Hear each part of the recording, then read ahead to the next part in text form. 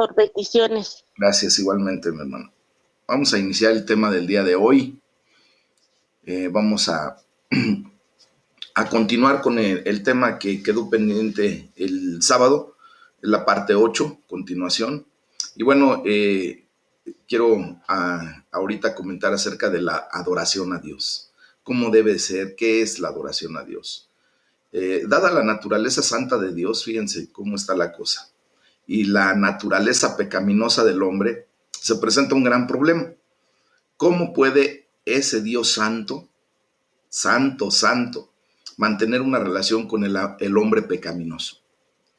La ley de Moisés, por ejemplo, proporciona una respuesta provisoria o provisional. ¿Por qué? Porque pues la adoración refleja reverencia hacia Dios. Por ejemplo, se nos enseña que Dios estaba cerca de Israel, ahí en Deuteronomio 4:7. Y bueno, también podemos ver que la distancia que existe entre Dios y el hombre, pues se simboliza por el sistema levítico. ¿Qué es el sistema levítico? Pues son los sacerdotes que provenían de una sola familia, eran consagrados a través de ritos, tenían varias restricciones para los que tenían muchísimas fallas. Desgraciadamente, como seres humanos, aún siendo consagrados para el servicio a Dios, pues presentaban muchas fallas. También dentro del sistema levítico existían los sacrificios, que eran ofrendas de una manera específica.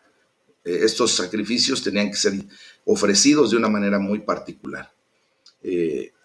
Después, el grave problema que se presenta es que el hombre, siempre tratando de meternos la maña, pues en vez de los animales perfectos que Dios pedía, pues se ofrecían en un lugar específico y se llevaba de cierta manera, pero después empezaron a hacer lo incorrecto. Empezaron a meter los animales defectuosos, enfermos, ya viejos, los que ya estaban por morir.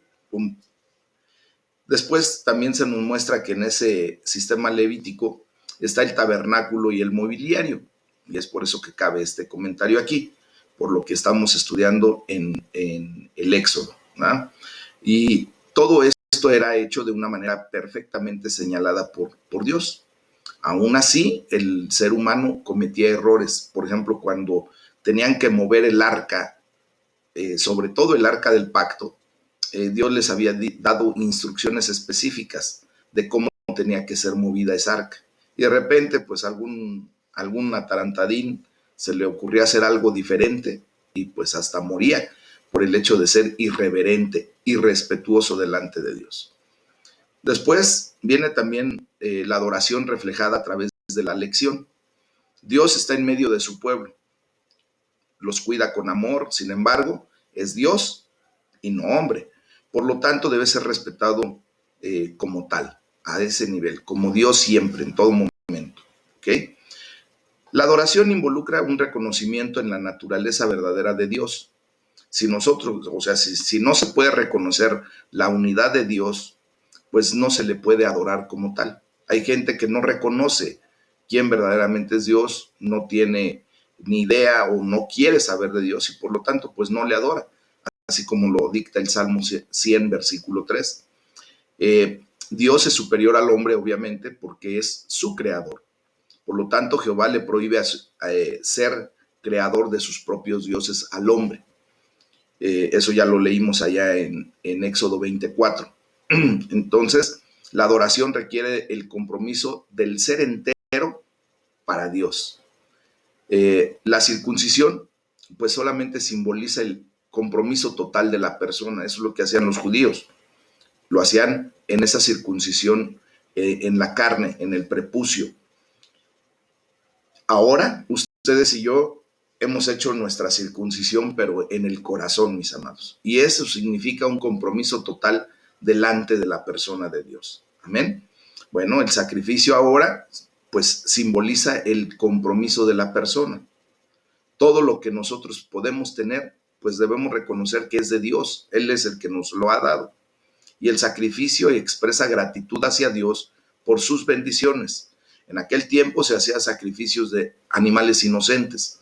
Hoy, según Romanos 12:1, nos ha sido llamado a hacer un sacrificio vivo, que ustedes y yo nos ofrezcamos en sacrificio vivo, acepto, agradable a Dios, con un uso racional, con una mente clara del por qué estamos ofreciéndonos en sacrificio vivo para Dios. Dios acepta al adorador primero, fíjense bien, y posteriormente aceptará el sacrificio. Si tú no te sacrificas como un sacrificio vivo, en una adoración, en una reverencia delante de Dios, pues todo lo demás que tú hagas y hasta que lo declares como un sacrificio para Dios, no tiene validez para Él. Él va a aceptar tu sacrificio, sí y solo sí, siempre y cuando primero tú tengas esa actitud correcta de adoración, de exaltación a su nombre. Por último, la adoración involucra también la conmemoración. Por eso nuestro Señor Jesucristo nos lleva a adorarle a través de la conmemoración de la Cena del Señor, ¿verdad? Porque es allí en donde pues Dios nos permite adorarlo como se merece, recordando, conmemorando todo ese acto redentor que nuestro Señor Jesucristo tuvo. Esa es la adoración a Dios, mis amigos. Es un pequeño preámbulo para pues dar continuidad a nuestro tema que veníamos llevando el sábado, el tema número 8. Y bueno, pues nos quedamos en donde Moisés y Josué escuchan algo especial, algo fuera de orden. Y para ello pues tengo que citar de la palabra de Dios, de Éxodo 32, del capítulo 32, perdón, del versículo 15 al 20, y dice la palabra de Dios. Se nos estaba haciendo la narrativa de cuando Moisés estaba en el monte de Sinaí y había recibido las tablas, y en ese sentido, pues, venía en una condición para presentarse delante del pueblo de Dios y otra vez venir a hacer lo que Dios decía. Y dice la palabra de Dios: y se volvió Moisés y descendió del monte, trayendo en sus manos las 2 tablas del testimonio, las tablas escritas por ambos lados, de uno y otro lado estaban escritas. Y las tablas eran obra de Dios, y la escritura era escritura de Dios grabada sobre las tablas. Fíjense qué tablas tan especiales, mis amados. Esas tablas sí habían sido escritas por la mano de Dios directamente. Ahí no utilizó el Señor a ningún ser humano en su representación como para hacer eso. Entonces, y las tablas eran obra de Dios, como les digo. Cuando oyó Josué el clamor del pueblo que gritaba, dijo a Moisés: alarido de pelea hay en el campamento. Y Moisés respondió: no, no es voz de alaridos de fuertes, ni voz de alaridos de débiles. Voz de cantar escucho yo. Y aconteció que cuando Moisés llegó al campamento y vio el becerro y las danzas, ardió la ira de Moisés y arrojó las tablas de sus manos y las quebró al pie del monte. Y tomó el becerro que habían hecho y lo quemó en el fuego y lo molió hasta reducirlo a polvo, que esparció sobre las aguas y lo dio a beber a los hijos de Israel. Fíjense cómo pues sucede algo muy especial, mis amados. Recuerden que cuando Moisés estaba en el monte del Sinaí, en esos 40 días que pasó delante de la presencia de Dios, el pueblo le lleva todos los objetos de oro y Aarón, como lo habíamos dicho el sábado, funde todo eso y les hace un ídolo, un becerro de oro. Y entonces todo lo que escucharon, ese ruido que escucharon Moisés y Josué, pues era la algarabía de que estaban danzando y festejando, estaban adorando propiamente a un ídolo. Y vean lo que sucede, mis amados hermanos. Moisés conversa con Aarón después, quien no acepta la responsabilidad, como hemos visto que es la conducta natural del hombre, ¿verdad? De repente, aunque Aarón era consagrado, era el sacerdote, Dios hablaba con él, pues aún así equivocadamente hizo algo indebido delante de Dios Y bueno, aún cuando él sabía cuál era su responsabilidad, pues no la acepta. Y vamos a leer rápidamente lo que dice el versículo 21 al 24 de Éxodo 32 y dice, y dijo Moisés a Aarón, ¿qué te ha hecho este pueblo que has traído sobre él gran pecado? Fíjense, no le reclama otra cosa, sino que verdaderamente es la condición de lo que Moisés entendió que la idolatría provoca en furor, en ira, a Dios. Y dice, ¿qué te ha hecho este pueblo que has traído sobre él tan gran pecado? Muchas veces, por eso yo les digo, no cuando ustedes se quieran deshacer de sus objetos de adoración de antaño, cuando pues la mayoría de nosotros venimos de la religión tradicional de México, pues no por el hecho de querernos deshacer de los objetos, pues llegamos al punto de agarrar y de regalarlos a alguien porque es como si te hiciera Dios esa pregunta. ¿Qué te ha hecho esa persona para que le lleves o le traigas, verdad, sobre él más pecado? Bueno, dice el versículo 22, y respondió Aarón, no se enoje mi señor, dice, tú conoces al pueblo que es inclinado a mal, porque me dijeron, haznos dioses que vayan delante de nosotros, porque a este Moisés, el varón que nos sacó de la tierra de Egipto, no sabemos qué le haya acontecido. Y yo les respondí, ¿quién tiene oro? Apártenlo. Y me lo dieron y lo eché en el fuego y salió este becerro, ¿no? Como por obra del Espíritu Santo. No salen las cosas de esa manera. Él elaboró, ¿no?, ese becerro.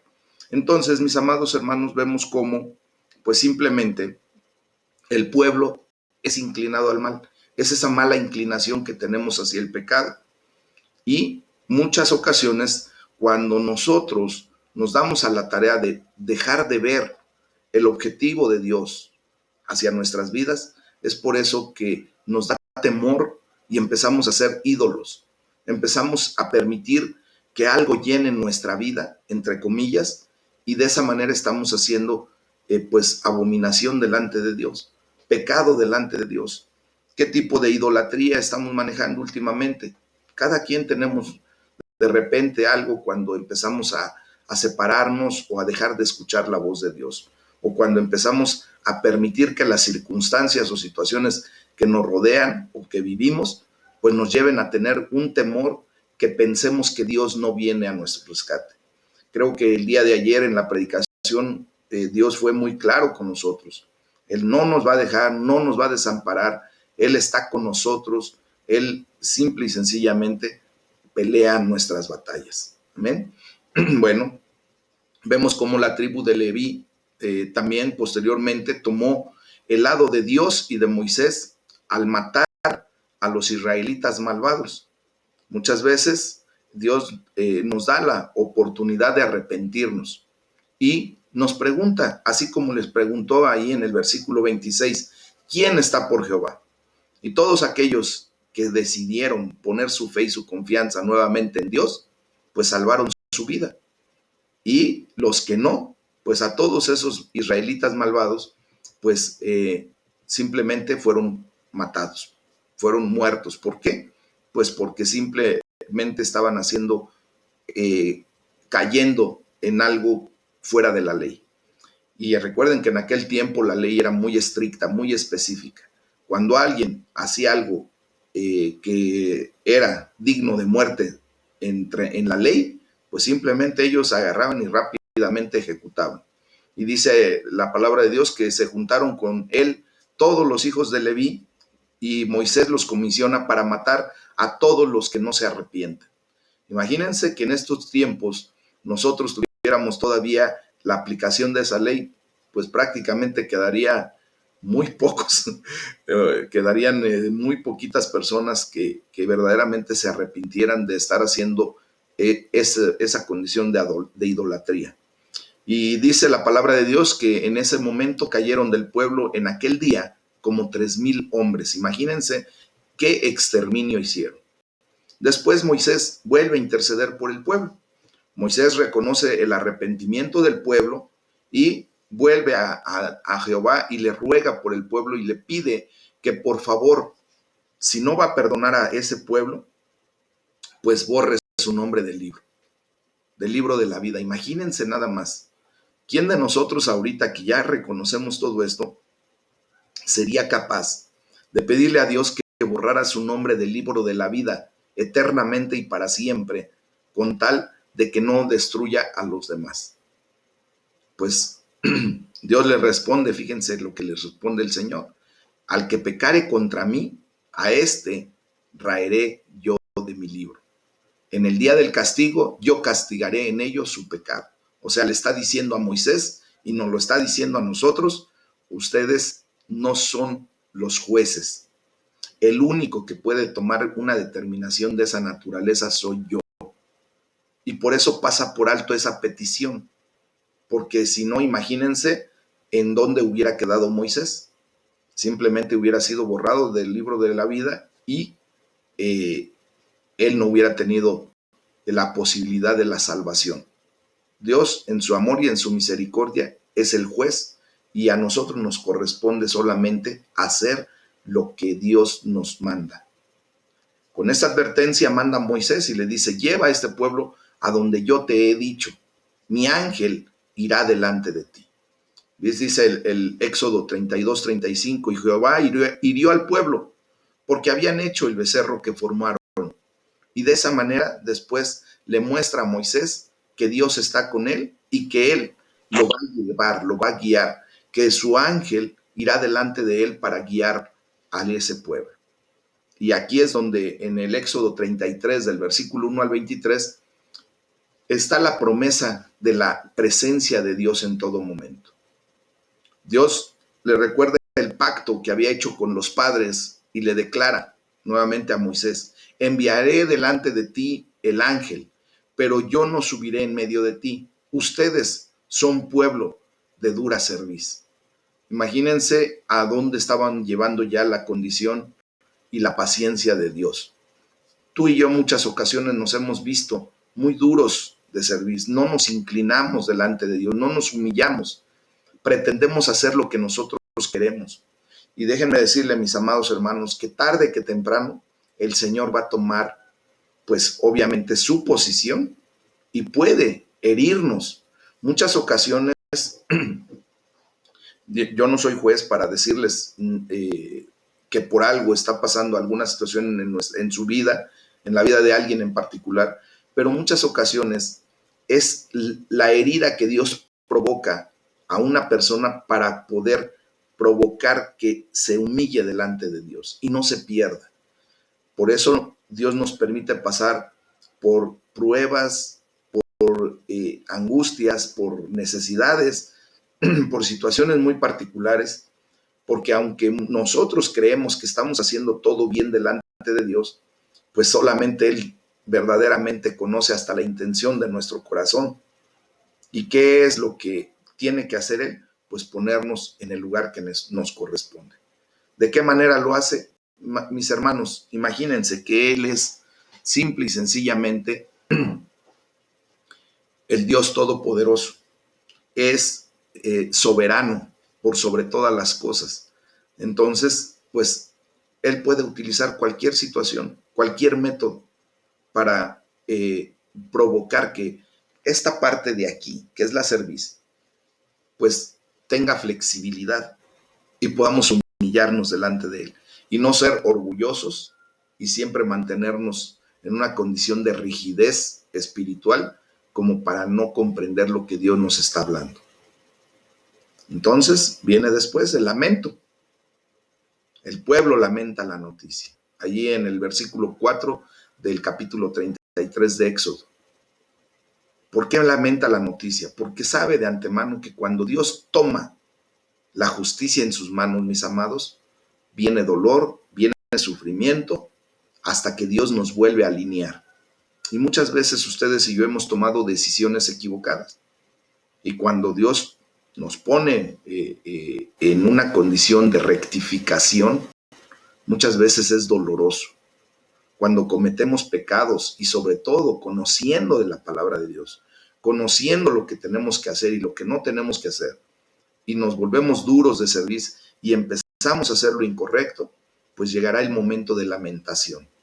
¿Cuándo? Miren, muchas veces la gente piensa que porque de inicio, así, de inmediato no sucedió nada, yo cometí un pecado y no sucedió nada, entonces como que a Dios se le va a olvidar. No, Dios solamente nos va a llevar y nos va a guiar hasta el punto en el que tengamos que sufrir quebranto por esa condición si no nos arrepentimos genuinamente delante de Él, si no llevamos a cabo la condición a la que hemos sido llamados, de ponernos a cuentas delante de Dios, confesar nuestro pecado y recibir el perdón por tal. Y de esa manera, pues, Dios tendrá alguna situación en donde podremos pagar algunas consecuencias, pero ya no por la ira de Dios. Pero cuando somos rebeldes, cuando somos duros de servicio, pues Dios tendrá una condición en donde esa ira se va a ver manifestada en nuestras vidas y por eso sufrimos y por eso lamentamos grandemente lo que nos pueda suceder, mis amados. Pongámonos a cuentas delante de Dios. Yo sé que el Señor ha estado hablando a nuestras vidas últimamente como para que no tengamos que pasar por esa condición. Bueno, después se nos narra ahí del versículo 7 al 23 cómo Moisés levanta el tabernáculo lejos del campamento.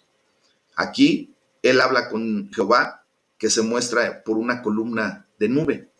Y cuando veían la columna de nube, ahora ya los judíos, pues adoraban a Dios. Entendían que verdaderamente Dios estaba con ellos, que Dios estaba con Moisés, y veían o entendían que Moisés hablaba cara a cara.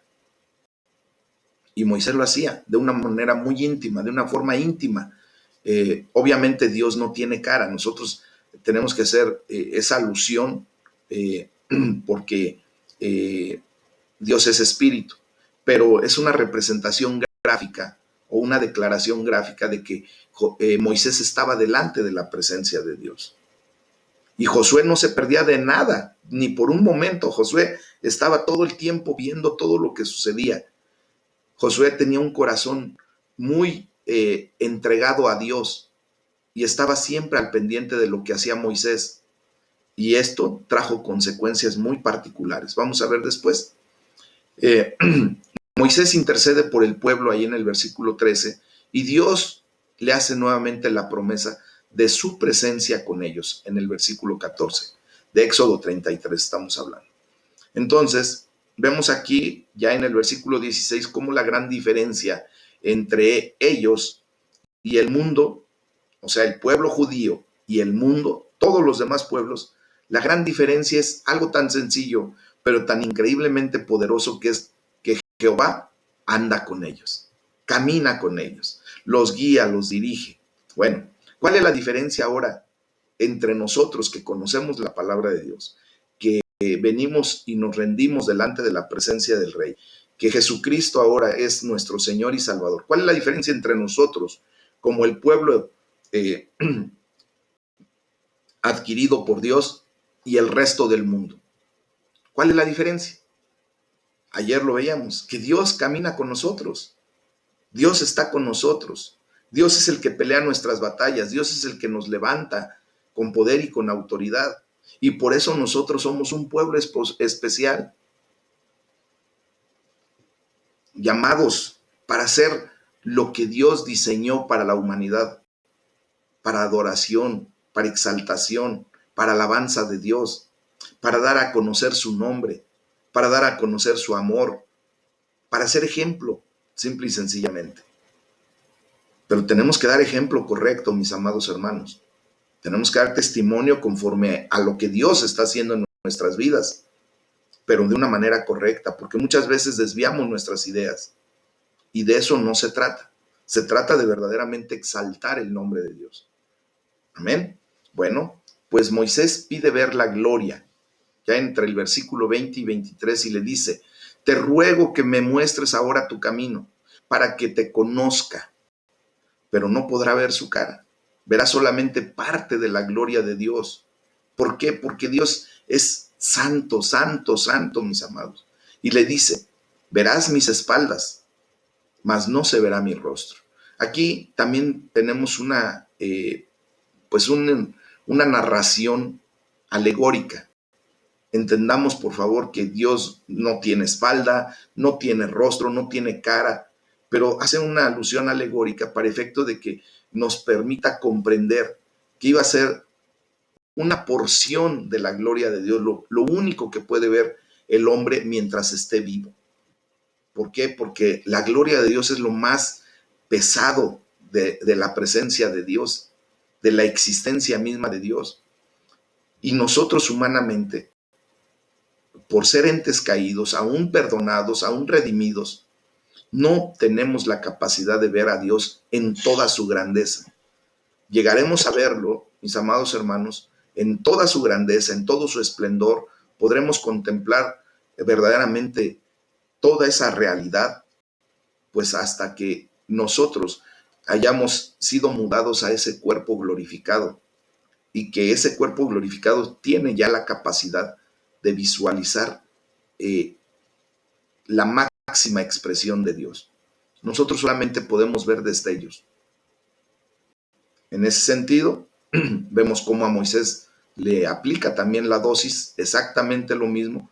¿Por qué? Porque Moisés, aunque fue el gran patriarca, el gran varón que Dios utilizó, al que se le reveló, con el que habló mucho tiempo, con el que estuvo pactando varias cosas para efecto de llevar a su pueblo a un lugar especial, pues ni él alcanza a poder ver la gloria completa de Dios en este mundo.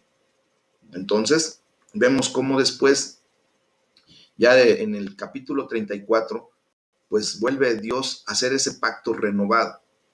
Dios reemplaza las tablas quebradas porque ya las había hecho añicos Moisés por su ira y su furor al ver que el pueblo estaba adorando a un ídolo.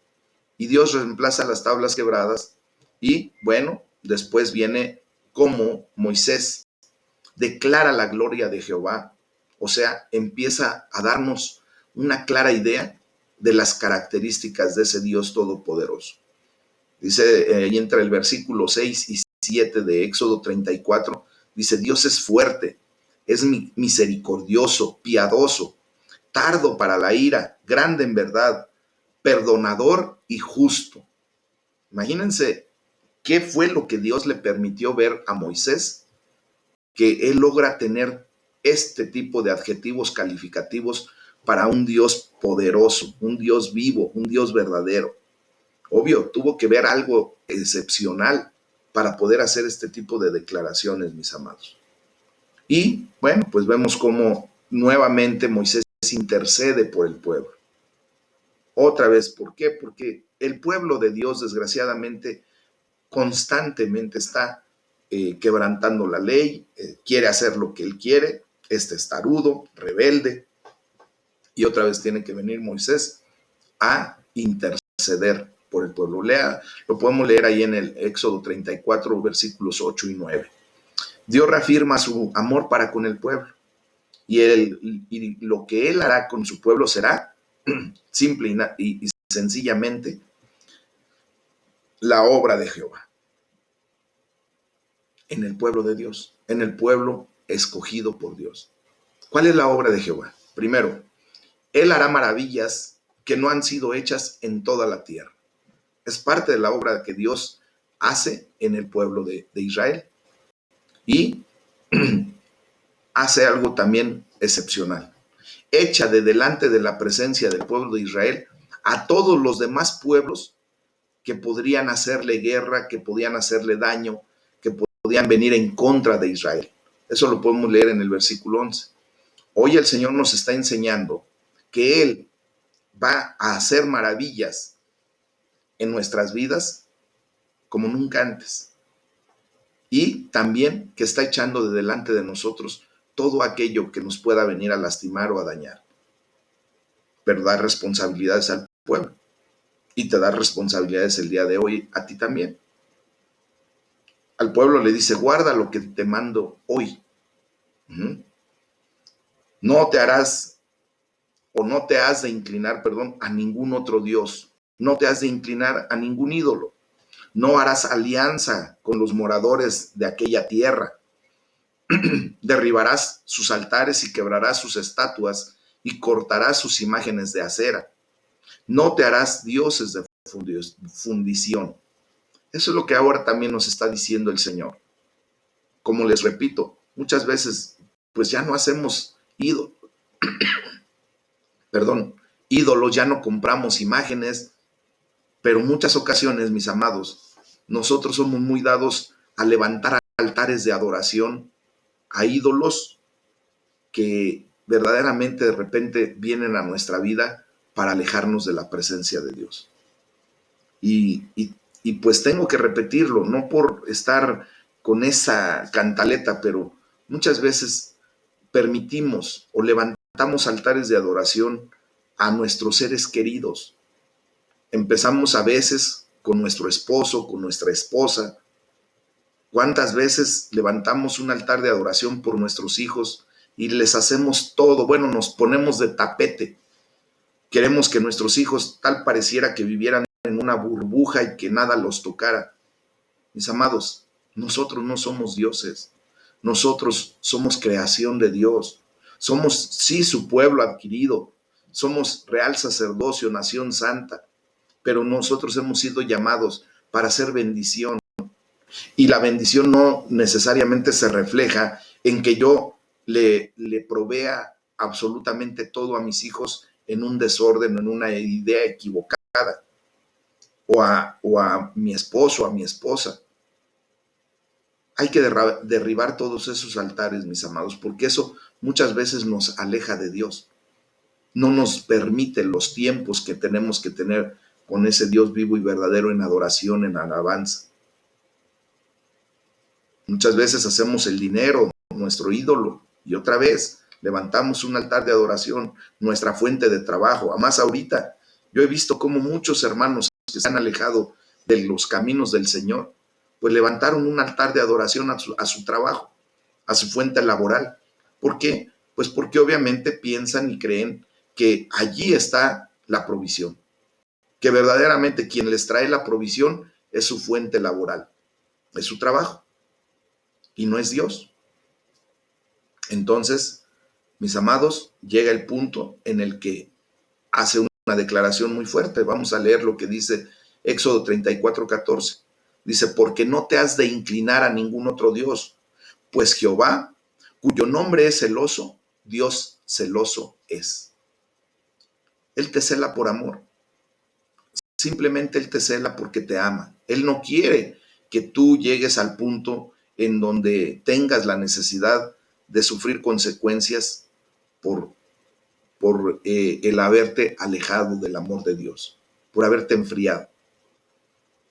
Después viene la condición de las fiestas anuales que Hashem establece, que el Eterno establece, y Moisés y las tablas de la ley vienen nuevamente a organizarse. Y dice ahí en Éxodo 34, del versículo 27 al 35, dice, conforme a estas palabras, ha hecho pacto contigo e Israel. Dios hizo nuevamente otra vez el pacto entre él, Dios y Moisés, y con el pueblo de Israel.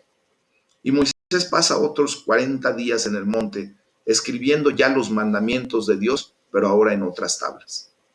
Y por haber hablado con Dios, aquí es donde se nos narra cómo se transfigura prácticamente. Dice, su cara se tornó resplandeciente a causa de el temor del pueblo para acercarse a Dios, y a causa de esa resplandecencia que irradiaba del rostro de Moisés, puso un velo sobre su rostro para hablar con ellos únicamente. Después les voy a mostrar algo bien curioso, porque cuando hablaba con el pueblo de Israel, se quitaba el velo, curiosamente. Si lo leemos bien claramente, vamos a ver eso. Y cuando estaba sin hablarle al pueblo, se ponía el velo. Hay algo muy curioso que después les voy a explicar. Ahorita no me da tiempo para eso. Pero bueno, entonces vemos cómo la presencia de Dios en la vida de un ser humano provoca algo increíble, impresionante. De hecho, la gente siente, las personas que están a nuestro alrededor, sienten y perciben algo especial cuando nosotros verdaderamente estamos en la presencia de Dios. Cuando nosotros dedicamos nuestro tiempo en alabanza y adoración, cuando estamos en esa condición, viene una realidad a nuestras vidas. Y de esa manera nosotros vemos cómo la gente de repente hasta te pregunta, ¿qué tienes? ¿Qué es lo que pasa en ti? ¿Por qué te veo diferente? Veo algo especial en ti. Pues mis amados, no es nada más y nada menos que la presencia de Dios que se irradia, que se manifiesta. Y así es como nosotros debemos conducirnos. Después vemos cómo hay un cambio en lo que dice Dios. Dice, castigaré a los culpables. ¿Por qué? Porque Dios se da cuenta, obviamente sabe perfectamente bien lo que hace cada uno de nosotros. Y llega el momento, ahí en Éxodo 34, versículos 6 y 7, en donde Él castiga a los desobedientes. Dios tiene características de bondad, de amor, de todo, pero también tiene una característica muy particular, que es la característica de justicia. Y Él va a castigar a los desobedientes en todo momento. Él es un Dios celoso, por lo tanto, no debemos tener contacto con nada que nos contamine delante de Dios. Y Dios nos está dando las instrucciones. Al pueblo judío le dio instrucciones muy especiales. Por ejemplo, las instrucciones del reglamento del día de reposo. Y está ahí ya en Éxodo 35 del versículo 1 al 3. Entonces, mis amados hermanos, nosotros tenemos que ajustarnos a lo que Dios dice. Él es el Dios creador, nosotros somos su creación. Fíjense bien, viene aquí en todo de los capítulos 35 hasta el 40, cómo tenemos que ejecutar los mandamientos divinos, cómo el pueblo israelita tenía que ejecutar a cabalidad completamente los mandamientos divinos, desde la construcción del tabernáculo y todos los demás mandamientos que Dios les había dado. Esto es básicamente una repetición de los capítulos 25 al 31, si lo podemos ver. Pero mostrando la fidelidad de Moisés es en que Dios, ¿verdad?, ve que Moisés hace lo que Dios le dice y entonces demuestra también la fidelidad Dios. Cuando Moisés empieza a hacer lo correcto, Dios hace también su parte. Y no es porque Dios no quiera hacer su parte, sino que Él tiene que someternos a una condición en donde estemos obedeciendo a Dios. Él todavía estará con el pueblo en todo momento, aunque el pueblo le falle. Se nos enseña cómo es la ofrenda de materiales y cuál es la labor ejecutoria para realizar el tabernáculo, quiénes tenían que hacer las cosas. Y viene la enseñanza de cómo fue la obra del tabernáculo, cómo tenían que hacer los lienzos, cómo tenían que hacer las basas, las tablas, todo lo que tenía que llevar el tabernáculo. ¿Para qué? Para que fuera específicamente y claramente como Dios lo había ordenado. Y después ya le permite al pueblo traer la ofrenda. Y aquí es donde nosotros tenemos que ver la generosidad.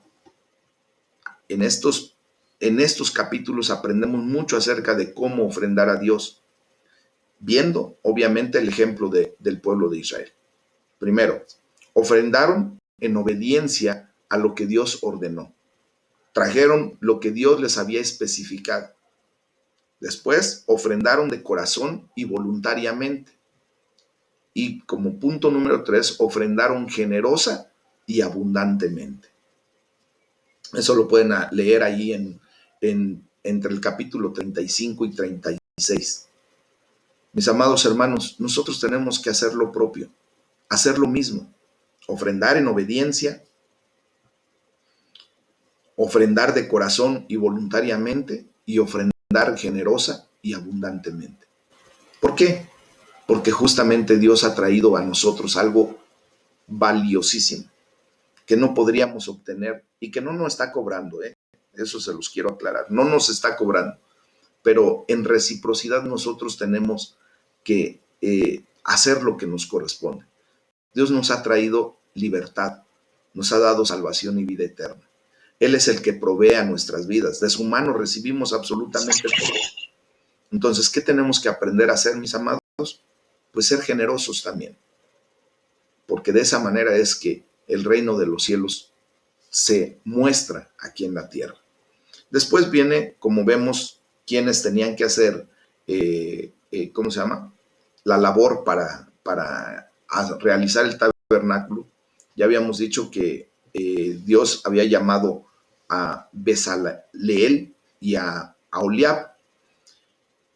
Ellos eran como que los maestros y sobre todo como los administradores de todo lo que se tenía que realizar.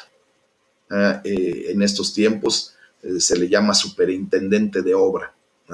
Es como el maestro de obra que está viendo absolutamente todo lo que se tenía que hacer. Y obviamente ellos eran los que trataban con todos los trabajadores que estaban haciendo la obra para levantar el tabernáculo. Lo que tenía que hacer el pueblo pues era cumplir con las ofrendas que había prometido y llevaban sus ofrendas. Pero llega el momento, imagínense ustedes, que Moisés suspende la ofrenda del pueblo. ¿Por qué? Porque el pueblo fue tan agradecido, tan dadivoso, tan generoso, que llegó el momento en que ya tenían hasta extra, sobrantes. Y Dios nos quiere llevar a esa condición, mis amados. ¿Por qué pudieron ser tan generosos y llevar absolutamente todo y hasta más? Porque reconocieron la obra de Dios en sus vidas, porque reconocieron que verdaderamente Dios los estaba llevando a una realidad, al lugar prometido. Hoy ustedes y yo podemos reconocer que Dios nos está llevando a una gran realidad, mis amados. Simplemente nos está llevando a la eternidad en su presencia, al reino de los cielos. ¿Cómo tendríamos que ser nosotros? Tendría que llegar un día en que los administradores de los recursos que Dios pone en el Centro de Formación Cristiana Aljaba de Dios les digan, ya no necesitamos más, por favor, miren que todo lo que necesita para caminar la iglesia, para seguir funcionando y para más, ya está cubierto. Imagínense nada más en qué condiciones estaríamos. De repente, pues Dios nos ha bendecido grandemente y tenemos un espacio, tenemos un lugar de bendición y todo, pero de repente batallamos ahí adentro cuando estamos viendo los recursos, las finanzas, por ejemplo, para hacer cambios de equipos. Ahorita tenemos que renovar prácticamente toda la tecnología, mis amados, porque pues lo que teníamos, mucho de lo que teníamos es analógico, es análogo y no se embona correctamente con lo digital. Ahora ya estamos en la era digital y entonces necesitamos hacer cambios de equipos y de repente pues tenemos que ver a ver de dónde sale porque de repente no hay los recursos suficientes y cosas de esa naturaleza, ¿verdad? Por ejemplo, déjenme decirles que últimamente pues tuve la necesidad de ampliar el servicio hasta de internet.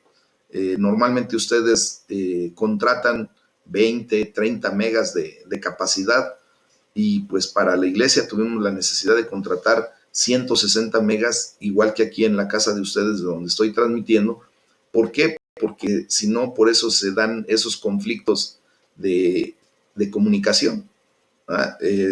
Yo les pido una disculpa cuando de repente ustedes no pueden empatarse o no pueden estar bien conectados, pero pues necesitarían ver la condición de su servicio, porque eso ya es el servicio propio de cada uno.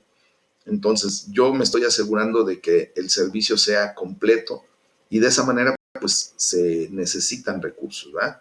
Pero bueno, un día llegará el momento en que les tengamos que decir, hermanos, estos recursos que ahora están pasando para acá, los vamos a frenar porque ya llegaron bastantes, ya se tiene lo más que suficiente y la gloria sea para el Señor.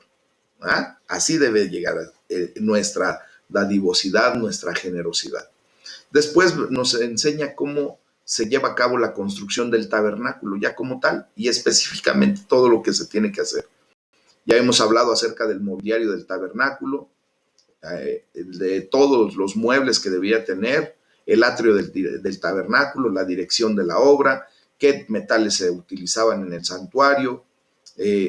También se nos enseña en varios capítulos la hechura de los vestidos de los sacerdotes.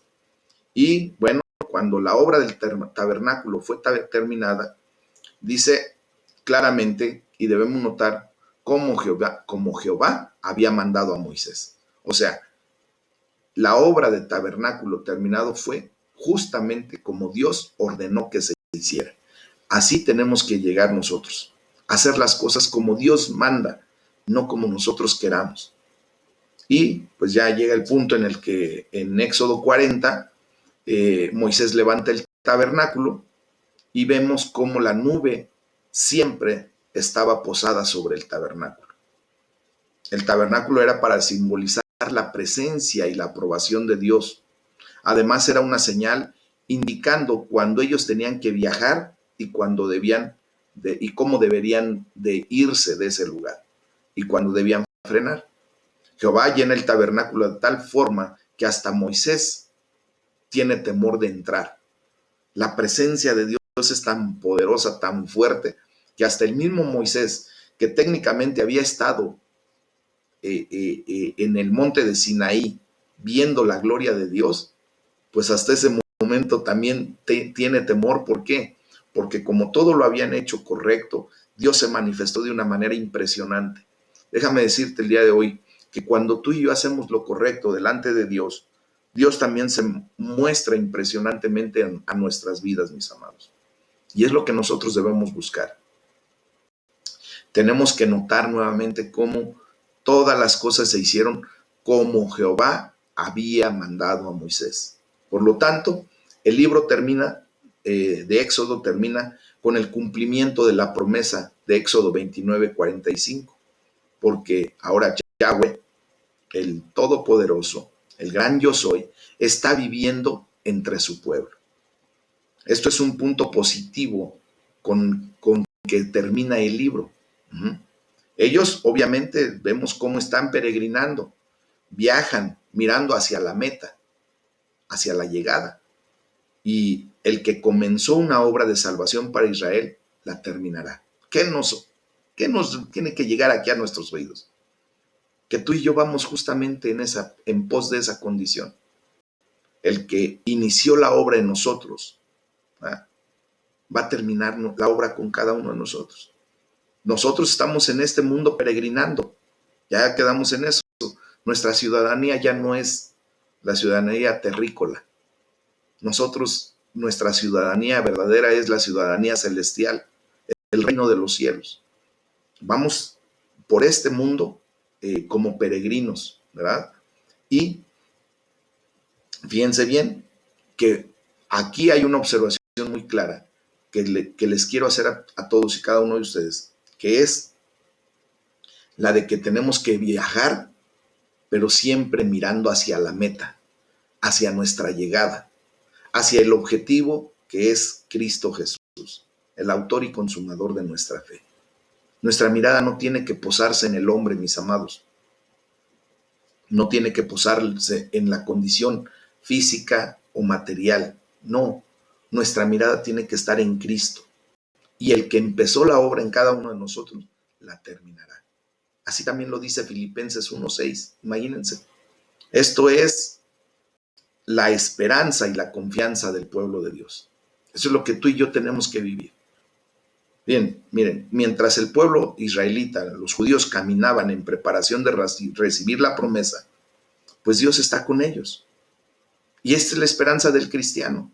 Esta es la esperanza tuya y mía, de que mientras llegamos a la presencia de Dios eternamente y para siempre, en este caminar, Dios está contigo. Dios no te dejará, Dios no te abandonará. Amén. Así es como debemos verlos, mis amados hermanos. Y pues bueno, esto nos da punto final en las figuras y las sombras del antiguo pacto. Nosotros tenemos que ver lo que en este libro de Éxodo se nos prefigura como una sombra, como lo que había de venir. Y luego vamos a ver en Hebreos, entre el capítulo 8 y 10, cómo es que ahora ustedes y yo lo vivimos ya. Ya nosotros ya no estamos en ese tiempo, estamos aquí. Y ahora ya el Señor se ha manifestado con poder y gloria. Miren, por ejemplo, el tabernáculo de Moisés estaba aquí en la tierra. Y eso lo podemos ver allí en Éxodo 8:4. Pero la verdadera morada de Dios está en los cielos. Lo podemos ver en Hebreos 8:1. El tabernáculo de Moisés era un santuario terrenal, como lo vemos en Éxodo 9:1. Pero la verdadera morada de Dios, ese es el verdadero tabernáculo. Lo vemos en Hebreos 8:2. Fíjense cómo está la cosa. El tabernáculo de Moisés fue levantado por hombres. Lo vemos en Éxodo 8:2. Pero la verdadera morada de Dios está levantada y fue levantada por Dios mismo, por el Señor. Eso lo vemos en Hebreos 8:2. Después vemos que el tabernáculo de Moisés fue hecho con las manos, obviamente humanas, ¿verdad? Y la verdadera morada de Dios en la que nosotros ahora tenemos acceso con seguridad y confianza no está hecha de manos humanas. Y por último, el tabernáculo de Moisés es la figura y la sombra de lo que había de venir. Y la verdadera morada de Dios es el más amplio y más perfecto tabernáculo. Es el cielo mismo, mis amados hermanos. Es a donde ustedes y yo tenemos que poner nuestra mirada. Y mientras vamos para allá, les vuelvo a repetir, el Señor está con nosotros. Amén. Este es el tema con esto se concluye el tema y vamos